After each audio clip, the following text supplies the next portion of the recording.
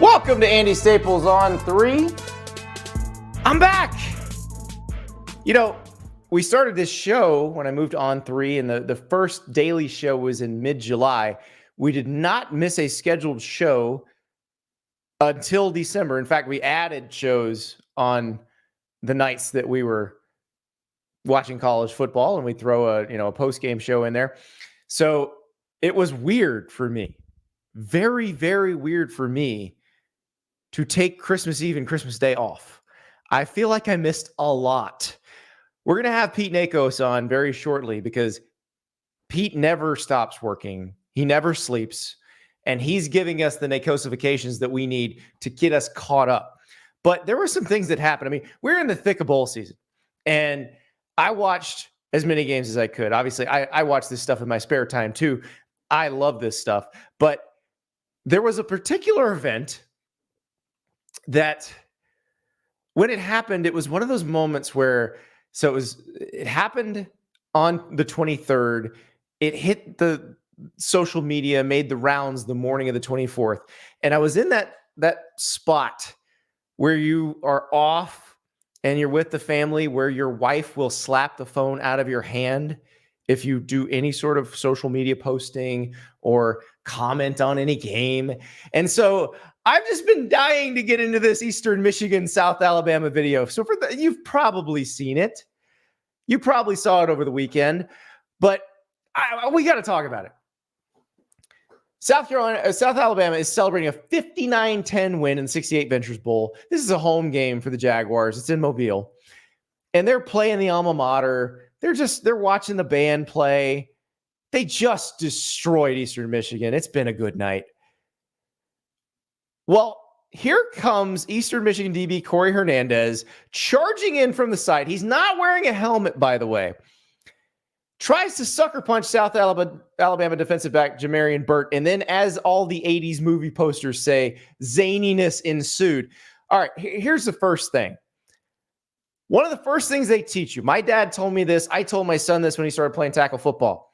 Never take your helmet off if there's going to be any sort of post-game interaction between the two teams. Leave your helmet on for that. So mistake number 1, Corey Hernandez comes out wearing no helmet. Mistake number 2, he's sucker punching somebody. You don't do that. Mistake number 3, he acted alone. Did he not notice the entire South Alabama team standing there? Cornerback Brian Dillard jumps immediately to Burt's defense and whoops Corey Hernandez's ass. Oh, by the way, the rest of the team jumps in too.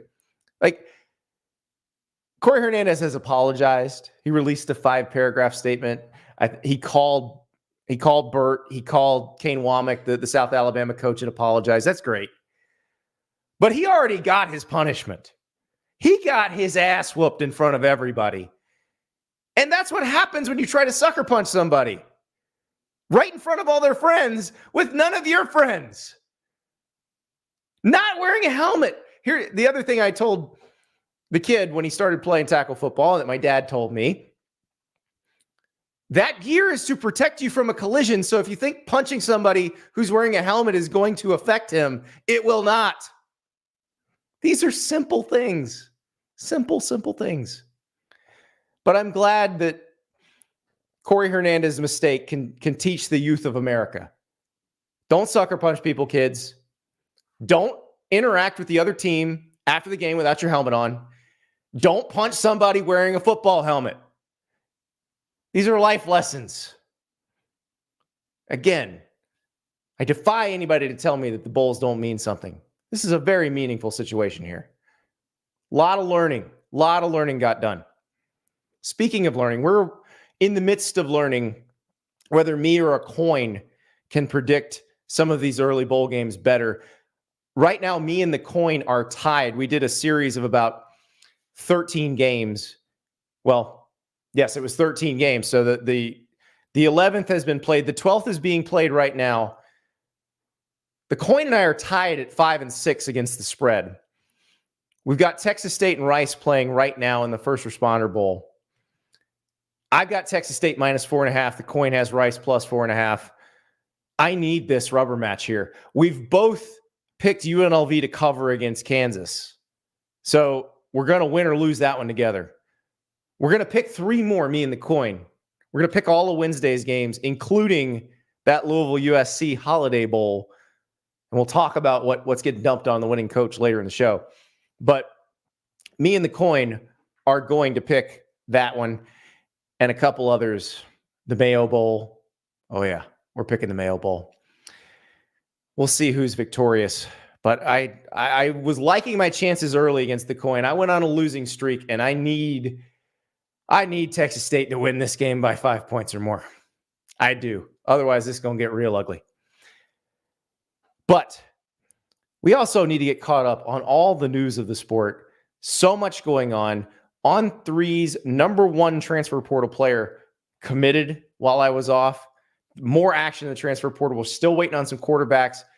So let us talk to Pete Nakos, the man who gives us the Nakos-ifications, about the portal. So we go 4 days without a show, and this man never stops working. Pete Nakos, he's been dropping Nakos-ifications the entire time that we haven't been on the air, including the number 1 transfer portal player in the On3 rankings, Walter Nolen, has committed to Ole Miss. You put in an RPM prediction for him with Ole Miss 2 weeks ago, I think, Pete. Yeah. But that is yet another big piece that Ole Miss pulls out of the transfer portal, and it does seem like they have revamped their defensive line with portal guys. Yeah, I mean, it's pretty spectacular. I mean, I guess maybe that's the word to use. Pete Golding has done a hell of a job down at Ole Miss right now, bringing in Tyler Barron. And then obviously Walter Nolen is the jewel of the 2024 transfer portal, and they win him over on Christmas Eve. I mean, just what a I guess 2 week span, I guess you could say, for Ole Miss, between the talent on the offensive side of the ball, and then kind of capping it off with Walter Nolen. And you knew Sunday morning it was happening by the time the tweets started to roll around. Yeah. Well, and also Princely Umanmielen from Florida, the edge rusher. So they got him too. And you're right, that it's a very big haul for Pete Golding. Kind of changes the way he can play a little bit. And it's that kind of top line talent on the line of scrimmage that Ole Miss hasn't had relative to Alabama, to Georgia, right, to the teams in the SEC they have to beat. I mean, yeah, I'm sure you would agree with this, but this completely changes what the ceiling is going to be in 2024 in Oxford, right? It goes from, okay, I mean, Lane Kiffin's done a great job, but all of a sudden it's college football playoff or bust, in my opinion. And I say that obviously because we're running 12 teams. It's so long. Yeah, they would have made it this year. Right. They would have made it this year. They're going to bring back Jackson Dart. I've heard that Walker Howard has looked good in practice the last couple of weeks. You get Juice Wells coming in. Quinshon Judkins appears to be coming back. And then you add what's going on the defensive side of the ball, and things are looking great right now for the Rebels. And yeah, it's CFP or bust at this point. It's a fair assessment, I think. Speaking of CFP, a team that's not in the CFP this year, but we expect they probably will be once again once the 12 team starts. Georgia, little rich get richer action. Trevor Etienne, when he went into the portal from Florida, we both said we think he's going to Georgia. He has now made that official. He's going to Georgia. Yeah, I mean, it's funny because I was trying to figure out the transfer portal winners, right? Like 3 weeks in or whatever it is at this point. My mind's kind of going crazy. But I know Georgia's lost a lot of talent, but what they've been able to do on the offensive side of the ball, right? Getting Trevor, getting London Humphreys from Vanderbilt, Kobe Young from Miami. I mean, Georgia is going to look really good on the offensive side of the ball next year, and Carson Beck's coming back, and he's going to have plenty of weapons. And the world's largest outdoor cocktail party is going to look very interesting next year, and just seeing how Florida and Georgia will look come that weekend. Well, yeah, and Trevor Etienne, I'm sure, will be lustily booed by half of those fans, but yeah, that's just how it goes in that rivalry. But you mentioned Georgia losing a talent, and it feels like, though, this is sort of the way this is supposed to work. The people who left Georgia, for the most part, were not playing very much, or they were maybe not playing as much. Like a Marvin Jones Jr. going to Florida State, Marvin Jones Jr. was going to play at Georgia next year. Right. Like he was going to have a role. My guess is his role is more significant in Florida State's defense than it would have been in Georgia's defense. And then you got other guys who weren't playing who will probably be starting at their new schools. Yeah, the one head scratcher for me has been AJ Harris, who's been rumored to be a favorite for Auburn. But I mean, on three's Rusty Mansell has even reported that the door's still open in Athens, and that's like for me been the biggest one to monitor. Well, and Amarius Mims was like that a year ago.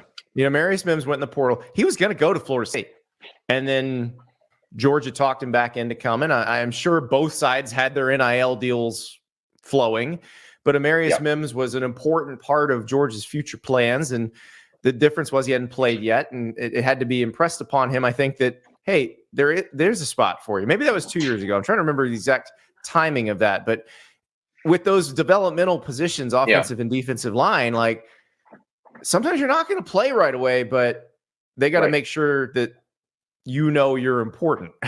Well, that's kind of the thing in this day and age, right? Like to have an elite offensive defensive line, you need a guy with experience. And obviously offensive and defensive line don't grow on trees, right? There's a reason why Walter Nolen is going to Ole Miss, and there's a reason why everybody was after Walter Nolen. So yeah, I think that's the nature of college football in this day and age, right, Andy? Like obviously guys want to play right away. So it's this really tough battle where it's like, hey, you need more experience to like be elite playing on the Georgia defensive line, but at the same time, that guy probably wants to go play immediately, and someone might be saying like, give me a year or something like that. Well, one of the things that broke on Christmas Day that I thought was really interesting, Pete Thamel reporting that Tate Rodemaker from Florida State was entering the transfer portal, and Tate was the backup quarterback this year, was forced into action against Florida, couldn't play in the ACC championship game because he had a concussion. He is now not playing in the Orange Bowl, so it's Brock Glenn's show in the Orange Bowl for Florida State. And everybody feels like had their, this felt like a kind of a moment like on social media when Tate Rodemaker, his supporters, like, oh, see, this is why the portal is destroying college football. And I'm like, Tate Rodemaker was entering the portal no matter what happened. Like if Jordan Travis hadn't gotten hurt, Tate Rodemaker was entering the portal. Yeah, I mean, if Florida State's in the playoff right now and Jordan Travis is starting quarterback, there's a chance that Tate Rodemaker's even going in the portal right now just so he has time to find the best home for himself. But yeah, I mean, maybe the best metaphor for what's going on in this day and age of college football. But I think at the same time, you made the point, right? Like Tate was going to go in the portal, and now we have this situation, and Georgia is going to play Florida State, and they're going to have Brock Glenn, the freshman, and then I believe a 4 or 5 star quarterback coming in, Luke Romanhoek, who's practicing with the team, and I guess sharing first team reps at the moment. Yeah, and Luke is a guy that they really love, and he's from Savannah, and in the On3 industry rankings, he's the number 34 overall player in the class of 2024. And I remember before Jordan Travis got hurt, I was talking to some of the War Chant guys and saying, who is the starter in 2024? Is he on campus or not? And this is before Jordan Travis got hurt. And they said there was a good chance that Brock Glenn was the 2024 starter when all the dust settled. Now, I think we've seen them talking to Cam Ward, talking to DJ Uiagalelei, so maybe not. But it certainly seemed like if Tate Rodemaker wanted to play and he has one more year of eligibility, he was going to have to go somewhere.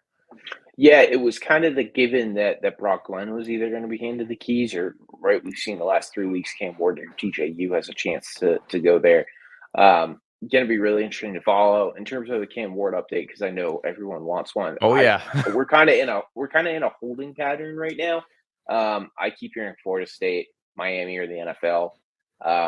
I guess I'll just say this, right? Like he entered on December 1st. It's December 26th. I think the NFL is starting to weigh into this more than people initially thought. If it was only a college football decision, I truly believe it may have been a decision that we'd seen earlier. Well, we got Jim Nagy from the Senior Bowl coming on Thursday's show, so we'll see if Cam Ward's still out there. Jim may be able to shed some light on that because he'll be the one hearing whether, where the NFL people look at Cam Ward and where they slot him in terms of these quarterbacks. And I think you're right, because I think, it's one of those things where you watch Michael Penix and Bo Nix, and they've been so successful and really raised their draft stock by coming back this past year. But at some point, the NFL does need quarterbacks. And I look at the way Jaden Daniels is rising up the ranks, And now people are looking at him as kind of him and Drake May kind of equally behind Caleb Williams. There's more than 3 teams that need a quarterback, Pete. There's a lot of teams that need a quarterback. Not every team only takes a quarterback in the first round.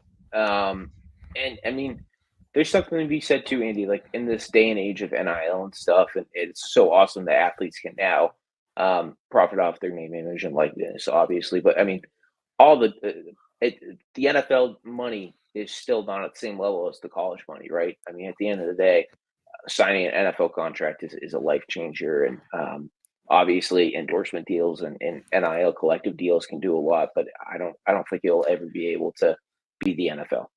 Wait, are you saying that those reports that Marvin Harrison Jr. was being offered his rookie salary to stay at Ohio State might have been a load of crap? Might have been. Yes. I mean, I don't know. If I was doing a $25 million signing bonus, I'd sure come back to college. Come on. I have never heard of a $20 million NIL deal, and I've covered the space now for about 25 months. As long as it's existed, you've covered it. Yeah, yes. I didn't even spend time trying to cover it because I knew it was ludicrous. Like, give me a break. Like, there's no such thing as a $20 million NIL deal. Even for Marvin Harrison Jr., who arguably should be the number 1 pick in the NFL draft. Well, can we explain to people what would actually happen if some school had $20 million to give one player? Like, one, they wouldn't do it. They wouldn't give it to one player. And 2, the second word got out to all the agents that there was that kind of money to be spent at one school, you would see offensive and defensive linemen diving into the transfer portal to go there. If you guys think this is chaos, just wait. Exactly. It would be very targeted. Like, the tampering would be very real. And more of the agents sending lists of athletes available to the school. Exactly. That's what would really happen. That I think that's part of it's funny because you've been covering NIL as long as it has existed, and so much of it is just separating fact from fiction. Yep. I mean, so much of it, and it just like. Even the smallest things, like a couple of North Carolina Duke players signed with a company a year ago and have recently just filed for bankruptcy. Like, those are like the wild stories you're dealing with in NIL. And I mean, I know people love to focus on like the juicy deals and what falls apart and things but there's like all corners of college sports, there are NIL stories to be told, and some are great and some are not so great. Yeah, well, and some are just completely fabricated, like Marvin Harrison Jr. getting an NFL salary to come back, because the 3rd pick in the draft or 2nd pick or whatever he's going to be gets a massive signing bonus, and nobody's matching that. So let's talk Cam Ward. You mentioned holding pattern with Miami. If he says yes, great, then that's who the Hurricanes get. What do the Seminoles do if Cam Ward goes to Miami? Yeah, so I wanted to make a couple things clear about Cam Ward when I was on the show. I have not been very public about what a timetable could be for Cam Ward, because I've heard everything from he was going to announce last Wednesday to this past Friday to Christmas Day, and now it's Tuesday the 26th, and people are saying midweek this week, which could be tomorrow. I have no idea about a timetable. I'm not going to set one just because I don't think there is one. And obviously January 15th, I believe, is the NFL draft cutoff. So I think that is a date to watch. Now, if he commits in the next 48 hours, then he commits in the next 48 hours. But I see this. I don't have the best feel for when a decision's coming. But in terms of Florida State, I'll just get back to your prior question real quick. I think it's Cam Ward, DJU, and then from there, I think that if Cam's off the board and DJ might be off the board, then I think Mike Norvell is going to have to really think for a second if he just wants to ride with a freshman and give him the experience, or try to go find the third option. Yeah, you roll with one of the 2 young guys you have who you like. And if you do that, maybe you dip into the portal post spring and grab someone who can be a serviceable backup. And there's nothing that's the next wave of this is there will be some of that movement where somebody wants to just go be in a winning type program. And maybe they're not doing it because they have to start. Now, you mentioned Cam Ward in the NFL. So if let's say he goes to the NFL and he's off the board, would that be KJ Jefferson maybe in Miami? No, I see KJ Jefferson trending to UCF right now. Okay. Nothing's a done deal. Not ready to put a crystal ball on just yet, but I see that KJ's trending to being a Knight. Now, if Cam does go to the NFL, I think all options suddenly become open at Miami and Florida State. So KJ and that Gus Malzahn offense could be kind of fun. It could be very fun. Like that. Yeah, it could be very fun. It is interesting because we've seen UCF pop up for quite a few of these so far, and as a young member of the Big 12, it feels like that's kind of how you have to do it, because we saw all those new Big 12 programs did struggle in year one because depth is hard, but it does seem like UCF can get competitive pretty quickly if they keep this up. Yeah, I mean, they found some success this year, and I would think bringing in someone like KJ Jefferson would be a great handoff from John Rice Plumlee to KJ. I mean, 5 years of experience in the SEC, I think, would be pretty invaluable trying to lead a Big 12 team. So what's the next big portal domino to fall, do you think? I think it's probably where does Evan Stewart go? I mean, I know everyone's on Cam Ward watch. I know everyone wants to know where DJU's going to go, if he's going to go college or NFL or whatnot. I know there's a lot of intrigue around Malachi Nelson too, but I think the best player still on the board is probably Evan Stewart. And where does Evan Stewart go? I've heard Texas and Alabama rumored, and I've also been told by sources that those really are not viable options. In recent days, I've heard Florida State thrown out there. I've heard Ole Miss. I've heard Tennessee. I've heard USC. I've heard Oregon. I think that will start to get a better feel in the days to come. But I mean, I'll tell you guys right now, like, I don't think he lands at Texas or Alabama. That's one that I think Texas, you look at the way their transfer portal recruiting went, go back a couple of years and they could take a Jai Hall and Jaleel Billingsley from Alabama, which obviously Steve Sarkisian had a hand in recruiting those guys, knew them, but probably knew there was a risk involved, and it didn't pay off in terms of the reasons they were not successful at Alabama, same reasons they weren't successful at Texas. I think when you've got a program like Texas where they're in a really good place, and obviously Nick Saban's program is in a really good place, you're careful about who you take into your locker room, even if they have all the talent in the world. Yeah, I think that's a great point. I mean, could you imagine Evan Stewart with Lane Kiffin and the SIP as Lane likes to say, be fun. Next to G12s? That could be really fun. I think that what Mike Norvell and Florida State have built too is something that a lot of players have respect for, and I think that Tallahassee could be the kind of place where Evan goes in and maybe kind of meshes with the culture and stuff, and then finds some success on the field and kind of goes with the Keon Coleman mold per se. Yeah, you definitely saw that with Keon Coleman this year, where, I mean, he was a good player at Michigan State, but when he got in there with the rest of the Florida State guys, Jaheim Bell's another good example of that. Jaheim Bell was a guy at South Carolina where, people weren't sure how hard he wanted to work, and he worked pretty darn hard at Florida State. So, I mean, it worked out. The proof is kind of in the pudding at Florida State, right? I mean, Keon Coleman arguably had one of the more dominant years for a wide receiver, right next to Marvin Harrison Jr. and Malik Neighbors at LSU. So, yeah, I think that FSU is definitely going to be a place that Evan Stewart has to look at the very least, because of what happened there this past season. One other QB, and it's a guy who entered the portal early, but another guy who also kind of said the NFL was out there as a possibility, is Will Howard from Kansas State. And it's weird saying from Kansas State because it feels like he hasn't played for Kansas State in a year, even though it's only been a month. What is the timetable with him? That's another one where I think the NFL is going to actually be on the option board. January 15th is another date to know. I've heard USC. I know he obviously visited Miami. I don't think Miami's very confident he's going to land there. And obviously Ohio State is still shopping for a quarterback. I don't think they're completely off the quarterback market. I know you brought up the spring portal earlier. I think that there's going to be some talent in the spring. But yeah, I think the Buckeyes definitely are at least looking at Will Howard, and USC obviously, and Lincoln Riley would obviously love to add him and have Howard be the starting quarterback for the Trojans in 2024. So how many quarterbacks are sitting out there right now going, okay, I'm here where I'm at. I'm going through spring practice, but I think there may be a chance to jump after spring. I think there's more than you think.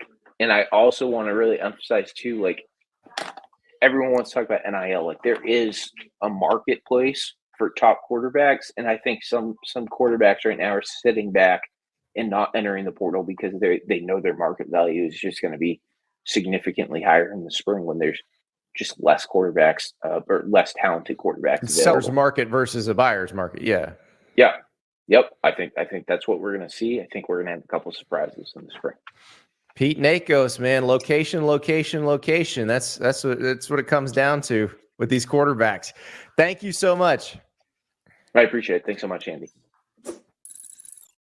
The sports expert asked a couple times about Will Howard and Ohio State. That's why we brought up Will Howard.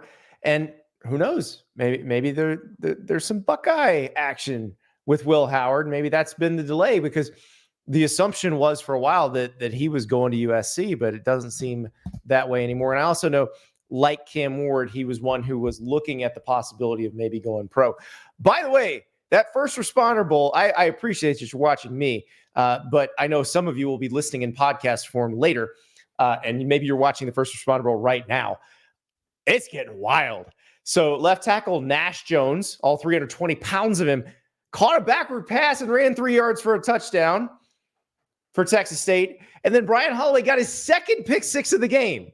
So feeling a little better about me against the coin because, again, I have Texas State minus 4.5, and the coin has Rice plus 4.5 in this game. So, but again, if you saw the first half, you know, even a 17-point lead is not safe yet. Andrew in the chat asked, did Malachi Nelson ever find a home? Shocking to see no one wants him. It's not that no one wants him, Andrew. He's still sorting through his options. Quarterback is a little bit of a domino game because you've got people waiting on Cam Ward. You've got people waiting on Will Howard. You've got people waiting on DJ Uiagalelei. And then once they fall, you'll see who still needs one. So it'll help to figure out exactly how that all works. So Malachi Nelson can wait, see what happens, take a look at schools, and then pick one. So lots of options still, lots of quarterbacks out there. And as you heard Pete say, a second wave probably coming after spring practice, which could get interesting. And depending on what happens, if anything happens between now and the end of the month, you could see a little mini wave there by the end of the month. So it is going to be very interesting. Again, this First Responder Bowl, giving you everything you want in a bowl game. Reddit CFB, I trust them as a source. I've done Ask Me Anythings with them. They're cool guys. They are on the scene, and they have confirmed that all of the beer has been sold on the Texas State side of SMU's Gerald Ford Stadium. There is a little bit on the Rice side still. Perhaps not at this point. Perhaps that second pick six in a row for Texas State caused a celebration or caused the Rice fans to just go buy some more beer. But there is a limited amount of beer left at Gerald Ford Stadium for this game that is decidedly drunk, and that is great. Let's say you want to go to one of these games. Maybe a game where they're going to stock a little more beer for you. Maybe you want to go to the Citrus Bowl and watch Tennessee and Iowa. Maybe you want to go to the Alamo Bowl and watch Arizona and Oklahoma. Go to Game Time. Download that Game Time app. Use the code STAPLES.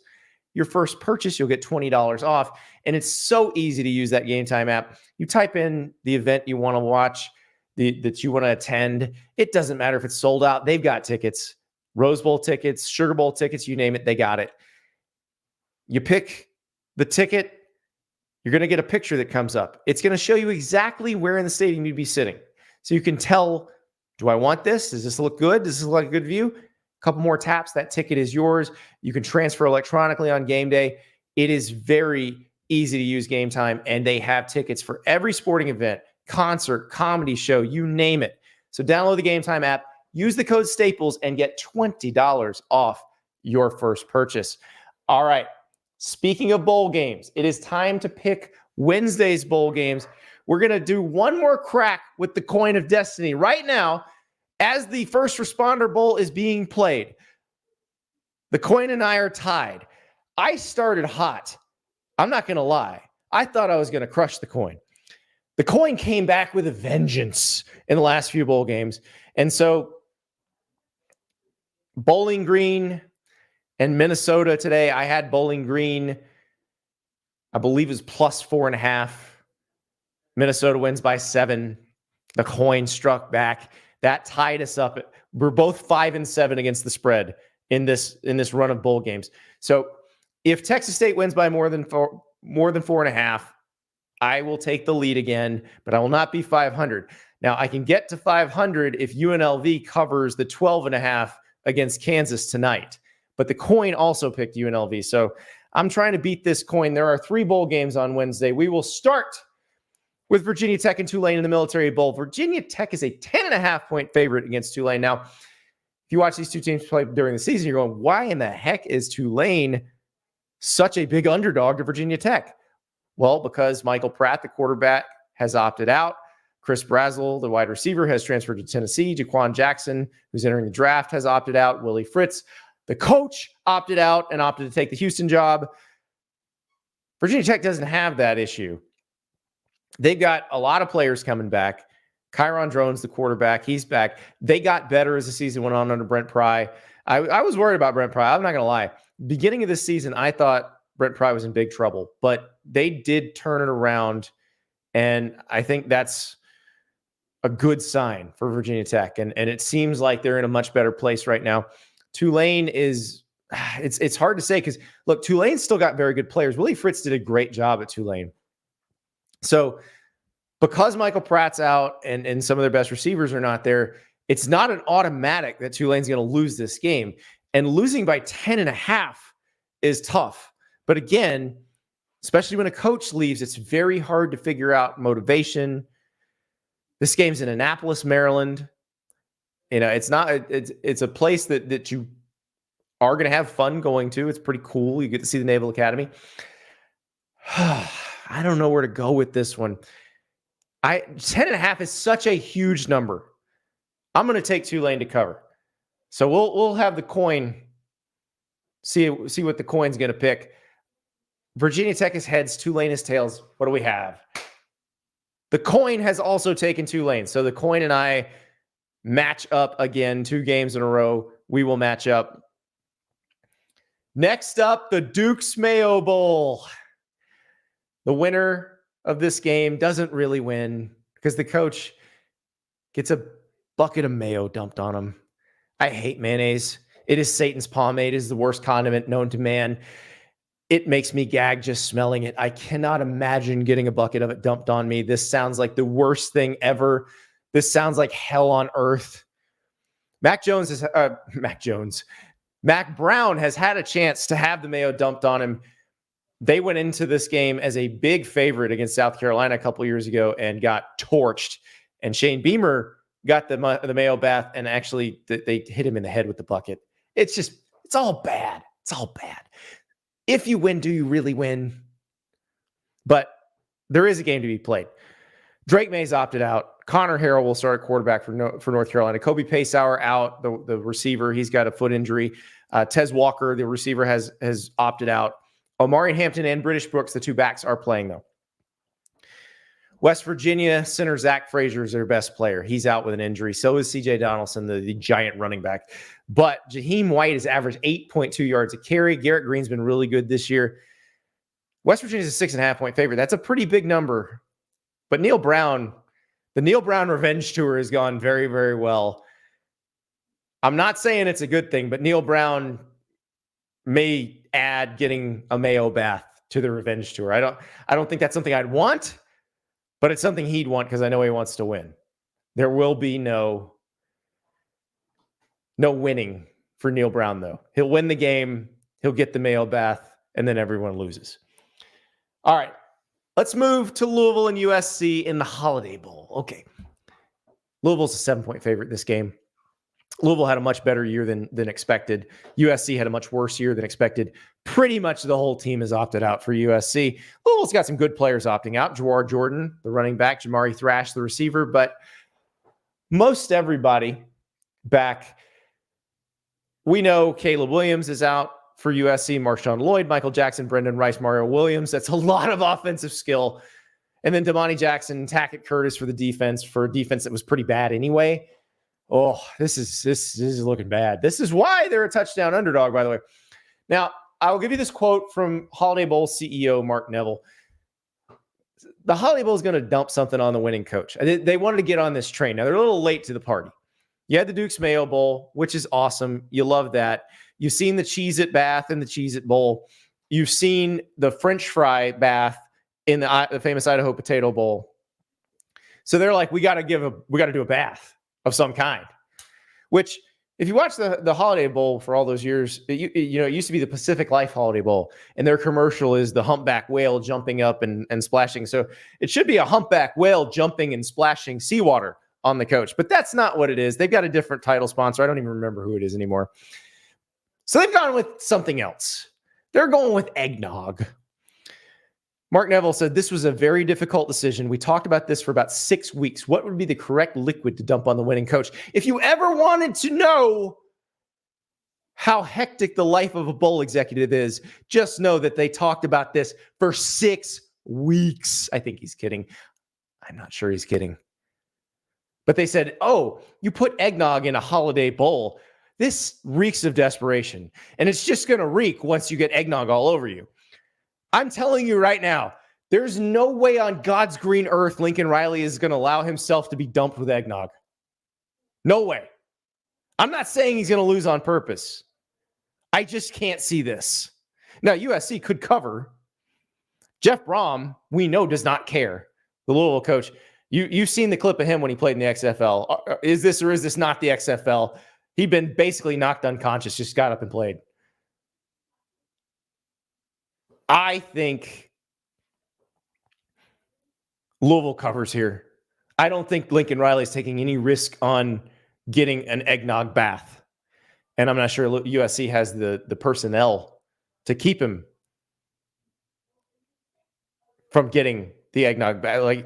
No, I said that wrong. I'm not sure USC has the personnel to get him an eggnog bath. So I'm going to pick Louisville to cover here. In the North Carolina-West Virginia game, my producer River just reminded me, I didn't actually give you a pick. I'm picking West Virginia to cover. I think the Neil Brown revenge tour rolls along until it gets doused with Mayo. So Neil Brown getting doused with Mayo, Jeff Brom getting doused with eggnog in the stupidest idea ever for a bowl game. It's really dumb. Please don't do this Holiday Bowl. You have time to not do it. So just don't do it. Just say it. Another little piece of news that has come out. It appears Brock Bowers, the tight end for Georgia. Oh, I got to flip the coin. Oh, that's what River's trying to tell me. I didn't flip the coin for the Duke's Mayo Bowl or for the Holiday Bowl. Let's flip the coin first, and we'll get you that little bit of Georgia news. All right, we are flipping the coin now. Here we go. Mayo Bowl. North Carolina is heads. West Virginia is tails. It is a head. Mac Brown Mayo bath, says the coin. All right. Louisville USC. Eggnog bath. What says the coin? Louisville is heads. USC is tails. It is a tail. The coin has selected USC. The coin thinks Lincoln Riley will get a Mayo bath. Well, the coin doesn't necessarily think that. The coin thinks USC will lose by less than 7 or win. But I disagree with the coin here. I think Jeff Brom is getting that eggnog bath because Louisville, I don't know if they roll, but I think they're going to do pretty well. All right, in the news, Georgia. Brock Bowers, not with Georgia at the Orange Bowl. Amarius Mims, the right tackle, not with Georgia at the Orange Bowl. I'm not sure how surprised anybody is about this. I don't think anybody expected Brock Bowers to play. I'm not sure anyone expected Amarius Mims to play either. Mims is a first-year starter, but he's also a pretty big draft prospect. So, again, Anybody who thought after Georgia and Florida State didn't make the playoff that a bunch of the starters would be like, no, let's just go play the ones who are NFL prospects. No, they're not going to do that. That game is going to be a very different situation. Florida State put out a depth chart. 17 names that were not on the two deep for the ACC championship game. 17. It's going to be a very different look for both teams. So just be prepared for that. We knew that was probably going to happen, but that's another reason why they're moving to the 12-team playoff, because if this was a playoff game, which they might have met in a playoff game, they'd all be playing. Just saying. And remember whose fault it is that there's not a 12-team playoff this year. That would be the Pac-12, which has been destroyed, the Big Ten, which was pulling a trick on the Pac-12 and the ACC, and the ACC, which got tricked by the Big Ten and had its team left out and is now getting sued by that team and is also suing that team. Does that catch you up? I can't make it up. I just can't. One bowl game where the teams will look somewhat like themselves from this season is the Alamo Bowl. And I want to tell you about Prize Picks, and I'll tell you about how I am looking at the Alamo Bowl based on what I've done on Prize Picks. So first of all, you need to sign up for Prize Picks. Download that app. Use the referral code Andy. They will match your first deposit up to $100. It is the most fun daily fantasy platform in America, and you can use college football, NBA, NFL, you name it.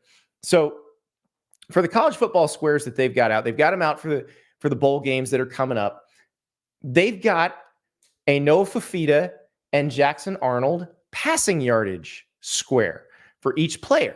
Now, here's how it works. You pick at least two squares. You can pick more than two. And you decide if the player is going to have more or less than this yardage total or a rebound total or a point total, you name it. So in this particular case, I am going for, I want a shootout. I don't like to root against people. I like to root for people. So I am rooting for a shootout in the Alamo Bowl. So Noah Fafita, Arizona's quarterback, his number is 306.5 yards. He's been really good down the stretch. This is one of the hottest teams in America. So I'm saying more than 306.5 for Noah Fafita. Jackson Arnold, the former 5-star recruit, his era is dawning here at Oklahoma. His number is 248.5. So I'm saying more than that for him. Now, if you want to go into the playoff, they've got some picks for the playoff already.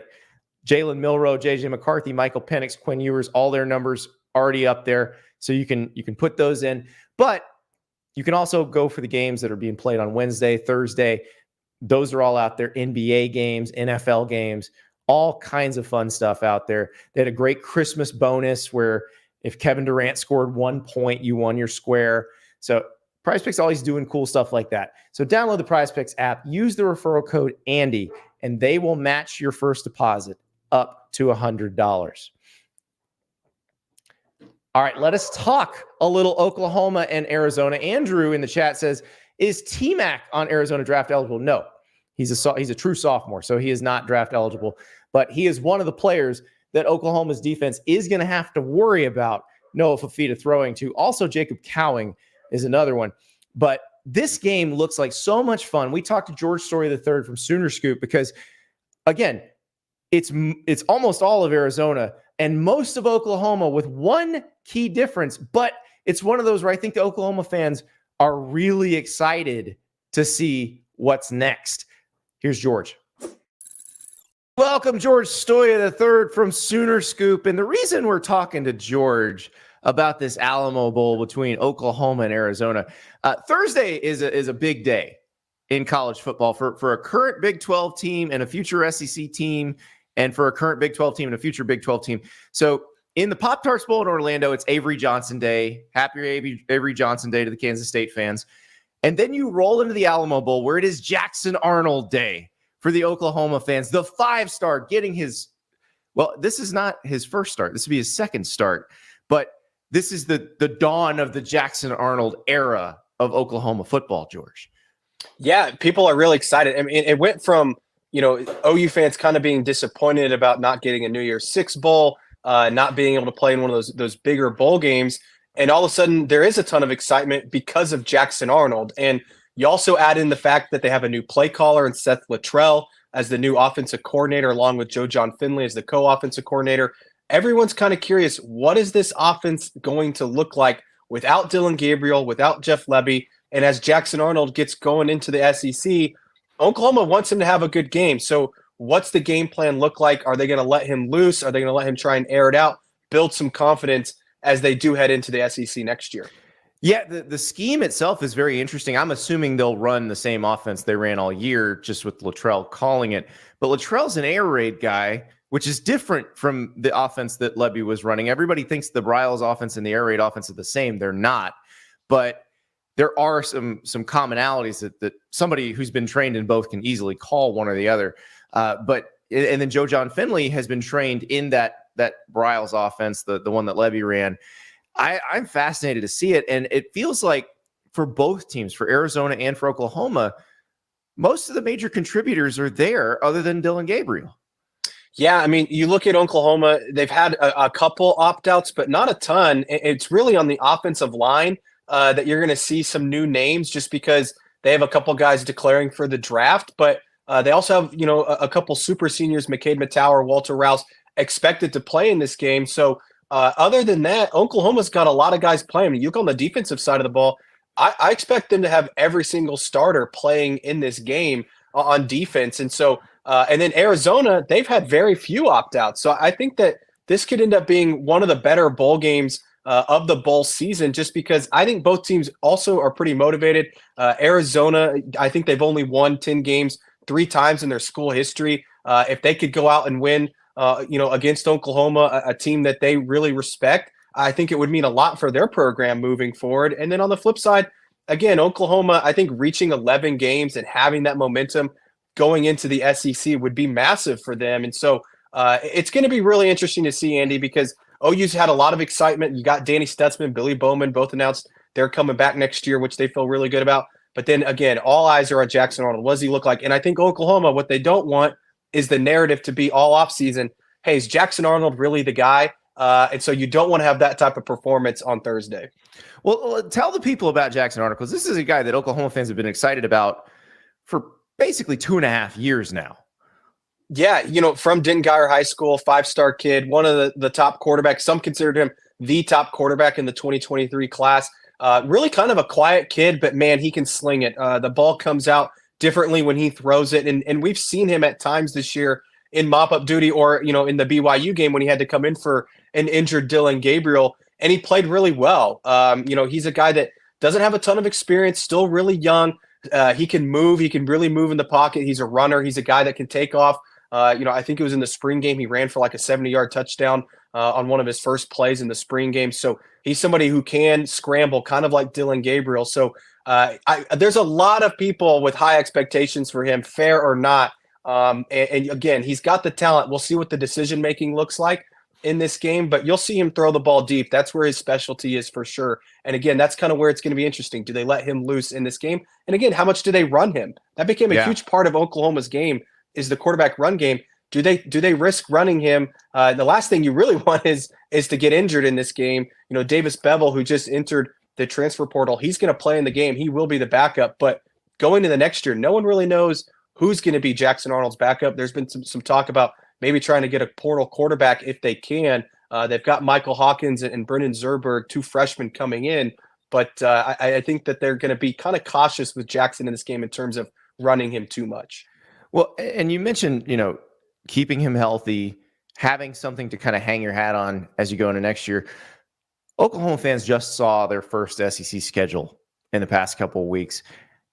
Did it start to feel more real that's where it's going? I mean, because when you look at it, like you're thinking about ending a season against Alabama and LSU, it's a completely different world starting basically after Thursday. Yeah, and you look at their schedule, I think they play like 4 or 5 teams that are ranked in the top 15 right now. They have to go to Missouri. They have to go to Ole Miss, 2 programs that seem to be trending in the right direction. Obviously had great seasons this year. And then you mentioned it. You get Alabama at home, and then you turn around and go to Baton Rouge to play LSU. And so it's becoming very real for Oklahoma. And again, that's why there's a large part of the fan base that feels like this is a big game against Arizona because, again, they want to have some momentum heading into the SEC. They just signed a top 10 class with 27 new guys. They've gone out and they've gotten several guys in the portal. They've also lost several key pieces in the portal. When you talk about Caden Green, the starting left guard, going to Missouri. So, I think that it's getting very, very real very quickly for Oklahoma. And you look at next season and the way it lines up, they like how the buys kind of dropped in there at 2 weeks. I think they come after Texas, or maybe the week before Texas, and then I think before Ole Miss. And so and then you have the Maine game. They play Maine, which is basically a bye before they play Alabama. So they're between Auburn and Texas. Yeah. And between Missouri and Alabama. So that is about They've worked out perfect. Yeah. Yeah, it worked out perfect. And so again, the schedule's really tough, but it lines up nicely. I mean, there's some people that think Oklahoma could be 10-0, heading into those final 2 weeks, with Alabama and LSU being maybe the 2 most difficult games. I'm really interested to see what Ole Miss looks like. That's going to be a really tough game. And then they go to Auburn for their first ever SEC road game. That's the one, because that place, when it's raw, and they're going to be so excited for Oklahoma. Remember the last time somebody played at Auburn, Alabama needed the miracle of all miracles to win. And they're going to be better because Hugh Freeze is not going to let them sort of fester. They're going to be active in the portal and probably a much better roster than you saw this year. So that's all very exciting. But this game in the Alamo Bowl is exciting. Arizona was so good at the end of the season. They have almost it feels like there's so much momentum. I think Jed Fish was kind of a hot name on the coaching carousel, but he's staying.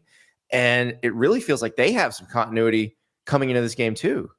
Yeah, and they're one of those programs, Andy, that's going to be interesting to see what they do in the Big 12, because I think there's a handful of these new teams, Utah as well, Arizona State, that if they can get things heading in the right direction, they can compete in the Big 12. The Big 12 is going to be wide open, and Jed Fish has done a really good job with Arizona. They're one of the hottest teams in the country right now. I think they've won 6 in a row.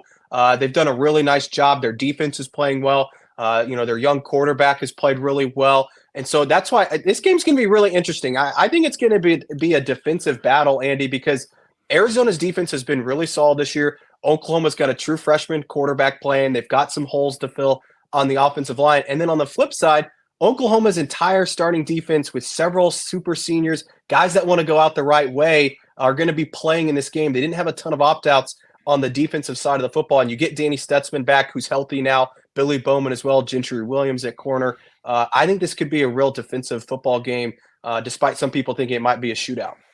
Well, I mean, they got to get some pressure on Noah Fafita, who has not gotten pressured a ton this year in the Pac-12.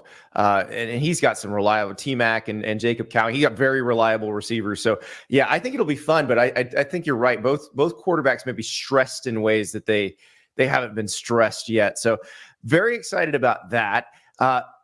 I'm sure it's been mentioned quite a bit this week among both fan bases that last year's Alamo Bowl, Texas versus Washington, is a playoff game this year. I don't know about you, but with a 12-team playoff coming, I could very easily see this being a playoff game next year.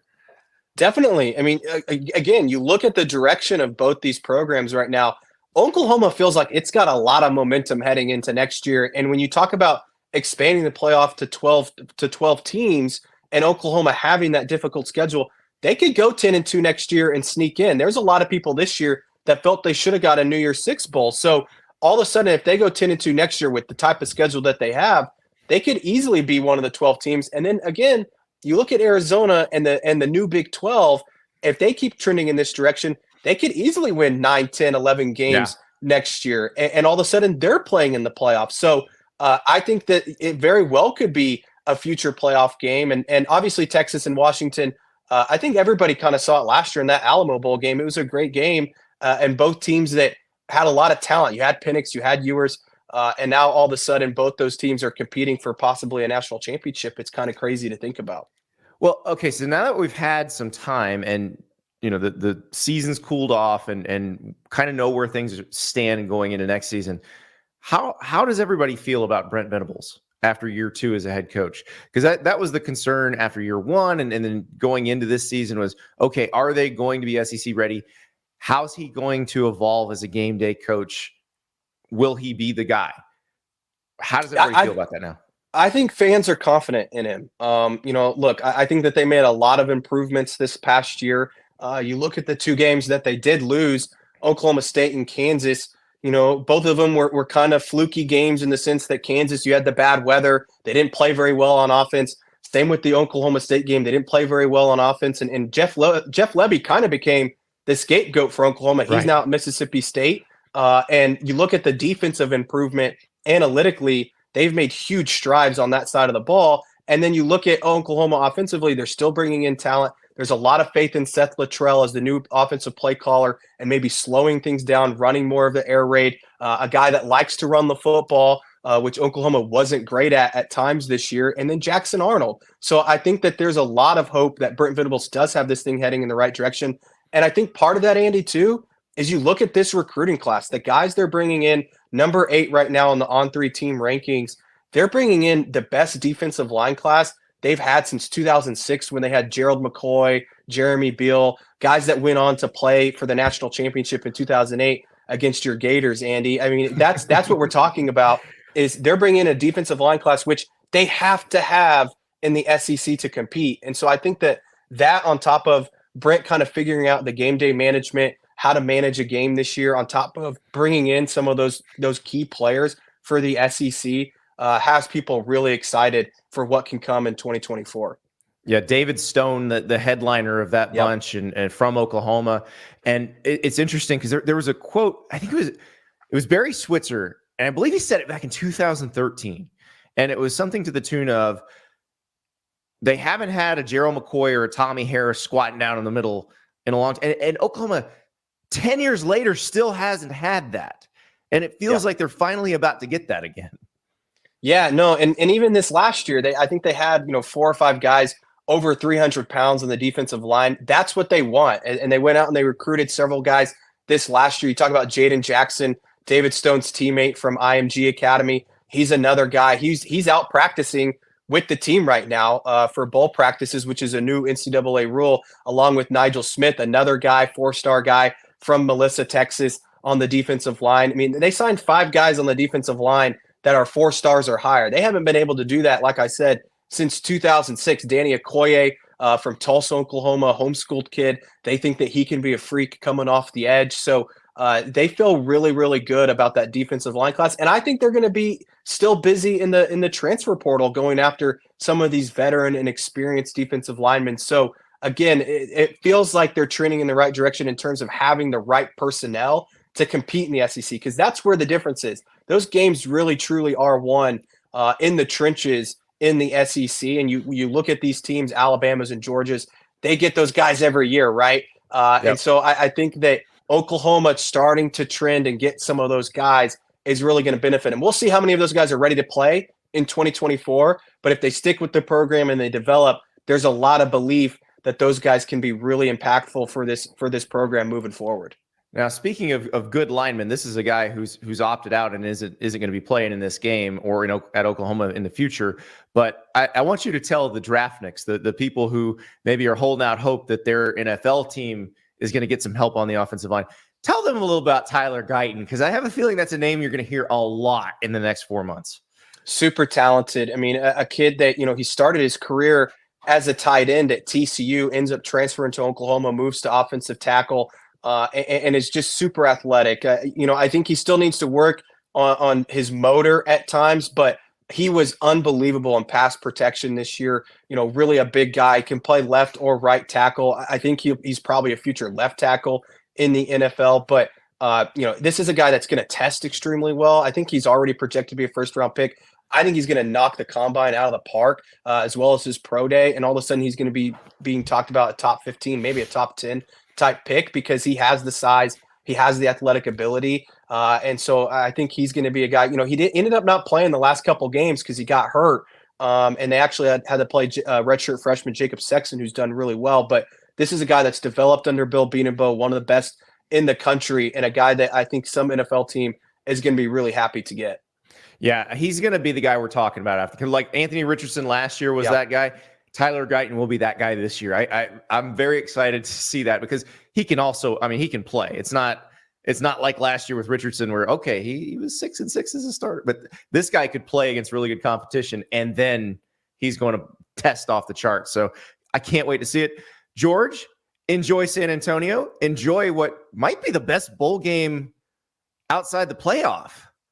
I know it's going to be super exciting. I love San Antonio, the Riverwalk, lots of good food, lots of good drinks and stuff. So it'll be a fun time. And again, like you said, I think it's going to be a really good football game. It's not like a couple years ago when Oklahoma was here and played Oregon, who had like 30 guys opting out, and there was coaching changes, and Bob Stoops was the interim head coach. I think this one's going to be a little bit different. Very different, and time to reflect. I'm glad you mentioned that. Before I let you go, let's reflect on that, because you're right. They're back in the same place they were 2 years ago, which is what happened when Lincoln Riley left. If you could go to an Oklahoma fan 2 years ago as they were preparing to watch that Alamo Bowl and thinking, oh, Lord, what is going on? What are we going to do? How's this going to work out? How much do you think they'd be smiling if you told them how things worked out in Norman and in Los Angeles? Oh, I think they'd be ecstatic. I mean, you look at what's going on with USC. It's a dumpster fire right now. Now, I still think Lincoln will be able to figure out something there and win some more football games, but they're heading into the Big Ten kind of as a disaster right now. So we'll see what ends up happening there. Whereas Oklahoma, they feel really good about the direction they're heading. And we all get it. It's going to be really tough. But what Brent Venables has been able to do in the last 2 years, whether it's rebuilding this roster or just growing as a head coach himself, it feels like they're doing all the right things. So, again, we'll see if it plays out. It doesn't always play out that way. But, yeah, I think Oklahoma fans, especially after last year, Andy, there's a lot of question marks. That, go 6-7, first losing season since 1998, to be able to turn it around this year. And there's still some disappointment. They feel like they should have beat OSU and Kansas this year and should be in the playoff right now. But they didn't. But they still, got 10 wins, could get 11, and we're on the cusp of really making the Big 12 championship game despite those two losses. So I think that Oklahoma fans, looking back 2 years ago, are pretty happy with the way things are going. And also they enjoy watching what's happening over in Los Angeles. I'm sure they do. Schadenfreude, I believe, is the word. So, George, thank you so much. Yeah, thanks for having me, Andy. I think it's Schadenfreude. I always get that wrong. But we have an update from our friends at Reddit CFB from Gerald Ford Stadium, site of the First Responder Bowl. This game is officially drunk because all of the alcohol in Gerald Ford Stadium has been consumed, with a picture of just an empty fridge. Congratulations, Rice and Texas State fans. You did it. There's 11 minutes to go in the game, by the way. 11 minutes to go. Texas State, I need them to cover by 4.5, win by 4.5 to cover so that I can beat the coin. I'm feeling good about that. One comment I did want to get to, you can comment on the show on Twitter now, or X. I guess we have to call it X. Sloth76 asks, why is a 12-team playoff good for college football? This is going back to what I said earlier in the show. He wishes Big Ten and the others had fought for a 6 or 8 team. I will tell you why a 12-team is better. Because it is a big enough tournament to have action and layers where you can have buys, you can have home field advantage, you can have all that stuff. But you can also have exclusivity. I know what you're saying. 6 and 8 are more exclusive than 12, but they're not that big. They're not enough rounds, enough action. This gives you action. This gives you some variability in matchups, and it's still exclusive, and I'll tell you why. If we're going the total of the FBS, it's 12 of 133 teams, which would make it the most exclusive tournament in any major sport. Not even close. Remember, the NFL has a 14-team tournament for 32 teams. So that is the most popular thing in America. That's the most popular sporting event to watch in America. The ratings show that every day. So to have a the equivalent playoff in college football, even if we just did the Power 5, which I know there's no Power 5 anymore, but it's hard to retrain our brains. Even if we did the top 65 teams, you're still talking about a 28-team playoff to equal proportionally what the NFL does. So it's still a very exclusive tournament. A very, very exclusive tournament. But it has enough room for some action and for some different matchups and for some fun. That's why it's better for college football. That's why it's going to be fun. That's why they should have done it this year. Thanks, ACC, Big Ten, and Pac-12 for screwing it up for the whole log. Could have had it now. Oh, well. So Babbitt on Twitter asks, what's your prediction for the Oklahoma game? That's a great question. And you're going to get my prediction for the Alamo Bowl, plus all of the other non-New Year's Six, non-playoff bowls on Wednesday's show. Ralph Russo from the Associated Press will join us as our guest picker. It's really an excuse for me and Ralph to get together and talk college football because we don't know what's going to happen in these games. But yeah, we're picking the Alamo Bowl. We're picking the Citrus Bowl. We're picking the ReliaQuest Bowl. I don't even know what a ReliaQuest is, but we're picking the game. It's going to be a blast. Thanks so much for listening. Thanks so much for watching. We'll talk to you tomorrow.